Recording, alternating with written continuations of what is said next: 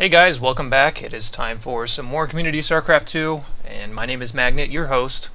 We're going to be looking at PvP unit compositions in Micro today, and I have to say this matchup is actually really interesting and really diverse in a place it's never really been before, especially back in Wings of Liberty.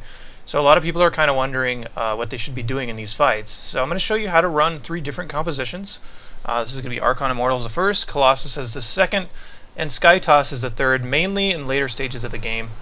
But I'll show you all that good stuff once we get that far. So of course we're loading into the unit test map, and just to be sure that these upgrades, or rather these fights, are equal, I'm going to make sure the upgrades are equal as well. And for the most part, the most important upgrades in this are attack. Sometimes you want to get shields just if you're going into a Stargate army or something like that. And of course with Archon Immortal, your support is going to be mostly zealots, so you want a research charge as well. Now this is a weird composition because there's a lot of different variables with this. I'm going to be running typically what I do, and I typically will make Archons out of DTs and a lot of Immortals.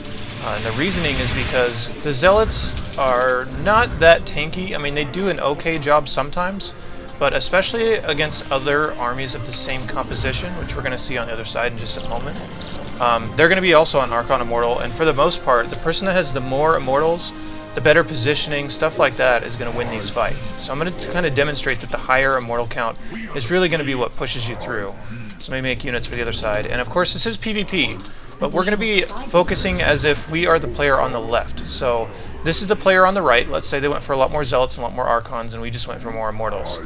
You may think, well, Immortals aren't going to do very well against that composition because there's a lot of Zealots, but the idea here is that you just want your Archons to kill the Zealots.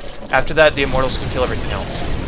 So we're just going to go ahead and fight. Of course, make sure you have Guardian Shield up on both sides to make sure it's fair.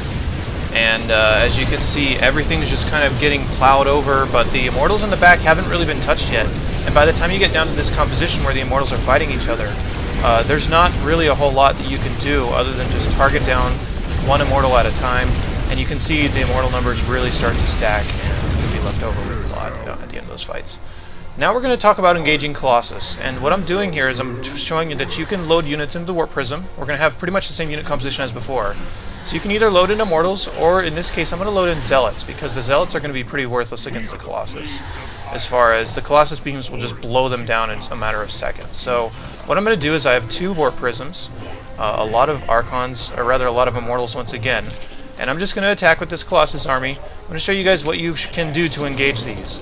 So as we go in, I'm going to select my Warp Prisms. I'm just going to drop the Zealots right on top of the Colossus. And you'll notice the Colossus changed their targeting priority over to these Zealots. They waste about 5 or 6 shots. That gives my army an opportunity to get up on top of them.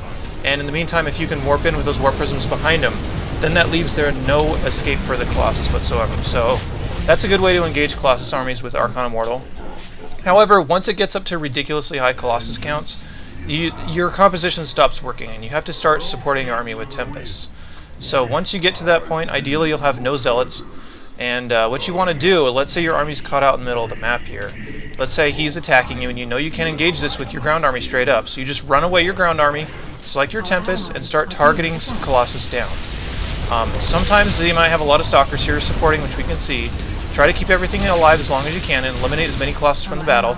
Sometimes the Stalkers will start getting attracted to the Tempest, and then you can get on top of them with your Immortals as well. But the idea here is that I reduced the count now to about 5 Colossus, down from about 8 or 9 before I started fighting, so that the battle is a lot easier. And that's basically what you want to do. You want to run away with your Tempest and kill Colossus as you go back.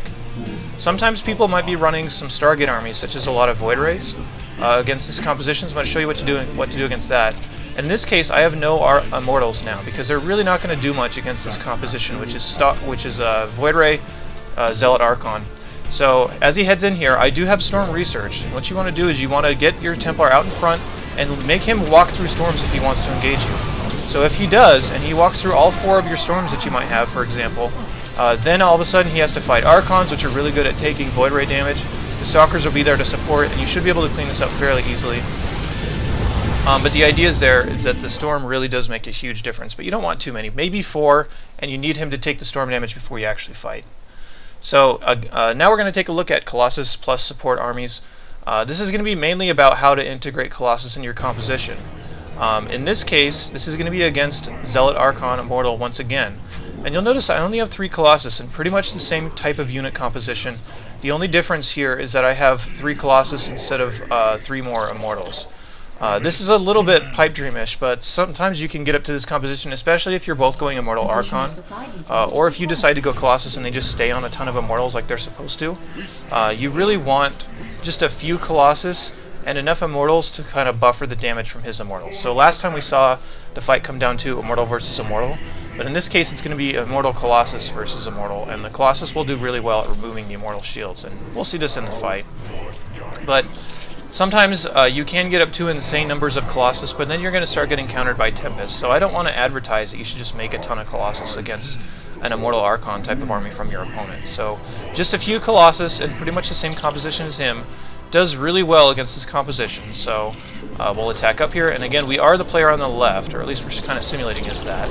So we're going to attack in here. You can see the Colossus really blow down the Zealots really quickly. And the idea here is that your Colossus really don't want to ever get touched during this fight. So it's really just stuff mashing up against each other. Now it's down to Immortals and Colossus versus just Immortals, and you can see that the speed at which the shields are reduced is very well.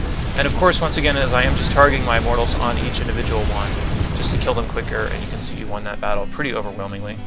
Now we're going to talk about Colossus versus Colossus, and in this case, a lot of times it's about who just gets the more Colossus. But if you were behind, there are some micro tricks that can get you caught up here. So on the right, there's actually 1 more Colossus than on the left. But I, again, have this Warp Prism with 4 Zealots in it just to supplement and try to attract some Colossus fire. And more importantly, you might mess up their micro with the Zealots that are dropping out of there, kind of get the Colossus to freeze position. And if you get shots on his Colossus with your own Colossus, then you're going to be in really great shape. So I'm going to attack up here once again, drop the Zealots right on top of the Colossus here, and you can see I'm just trying to make the Colossus waste shots with this. Those Zealots aren't supposed to do anything other than mess up the AI and try to attract shots from those Colossus. You can see once it's cooked down to Colossus versus Colossus, especially if you have a couple of Immortals in there to buffer, you should be able to just blow through that. So once again, we're going to be talking about engaging Void Ray armies. Some people will make Void Rays against your Colossus. And again, not too many Colossus, some Stalkers, no Immortals, and 4 Storms worth of, or rather 4 High Templar with Storm. So up come the Void Rays, and again, you want to make him walk through your Storms if you possibly can, so that by the time you're getting down to it, he'll be pretty damaged. Now this battle's kind of assuming that you didn't really realize he was making Void Rays, but you have to kind of have a last-second composition that answers to it. So you may just barely win fights with this. And ideally, you kind of want to walk your Colossus away, but they could be off doing other things like killing bases and stuff while you're still dealing with the Void Rays. And you can see that there's basically 3 Void Rays left when this Archon shows up, and this just kind of demonstrates the viability of tanking Void Ray damage as an Archon. So, a lot of weird situations you can get yourself into there, but finally we're going to be talking about the Sky Toss composition, which again is something you're going to usually get into in really deep late game scenarios. So let's say you're in this scenario where it's Archon Immortal versus Archon Immortal, and you somehow find a way to get into carriers. Eventually, you're going to want to start supplementing your army with Stargate because it's so much better. And if you can get this carrier count up via doing some type of harassment while dumping Zealots and other units to get into this composition, he might realize you're going Stargate, which is why I have kind of a composition that would normally respond well against Void Rays. But the carriers are really going to push through quite well, and I actually win a lot of PvPs super late game with carriers, so they're plenty viable. But what you can see coming up here is that the interceptors are so busy that it can attract some storms here. The storms can go all over your carriers and whatnot, but if it's mainly a ground-based composition, you really do want carriers to push those down because there's not a ton that they can do to deal with this. And once the numbers start to dwindle and they really can't kill many carriers, then your carriers will just blow through that. So that's kind of the first scenario. That's what happens in my games most often. I do go double forge with shield upgrades to start getting into carriers against ground-based armies, and it wins a lot of games, so you'd be surprised. So yeah, up come a lot of Immortals once again, and we're just going to assume that they're going Tempest, Immortal, which is, the Immortals are going to be really good at killing Archons and killing Stalkers, so that you can't respond to their Tempest. That's the whole idea from the enemy unit composition. What you really want, though, is just a lot of Void Rays, maybe some Archons to take some damage. So the Void Rays can just easily charge up, and there's really not a whole lot to do with the Void Rays here. Since they fire so fast, there's almost really no point in microing them. I'm trying to just micro the Tempest back here to show that there's really no escape from these Void Rays once they get locked on. You might have some Immortals left over, and you can easily deal with those with Zealot Warpins and maybe DT ore pits or something like that. So the idea here is, I have seen this composition come down every once in a while where they'll just say, well, I'm going to kill the stuff that normally would respond to my Tempest, which is things like Archons and Stalkers, so you can't deal with that, and my Immortals will ply you down. But if you just make enough Void Rays, you can just run over that. Finally, we're going to talk about if your opponent makes a lot of Void Rays, and you are making Tempest, what you need to do to support it properly. So this is kind of flopped from the last battle. So what we have here, again, as we should know by now, anytime your opponent has Void Rays, you need to have Storm researched. So we have a lot of Tempests, and we have a lot of Storm-ready Templar here, about 8 of them. One thing you need to be really careful of, though, is if they feed back your Storms, then all of a sudden this is a pretty worthless army.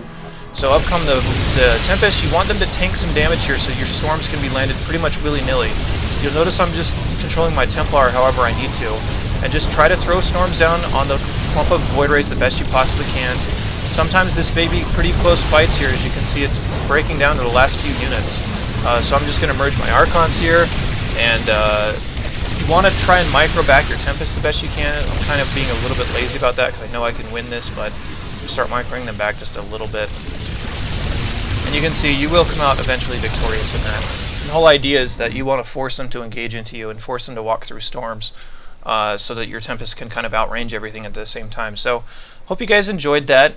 There are some special situations in PvP that will be a little bit weird that I'll probably outline in other videos, but for the meantime, these are the 3 main compositions, and those will be kind of what you're going to be striving for in this matchup.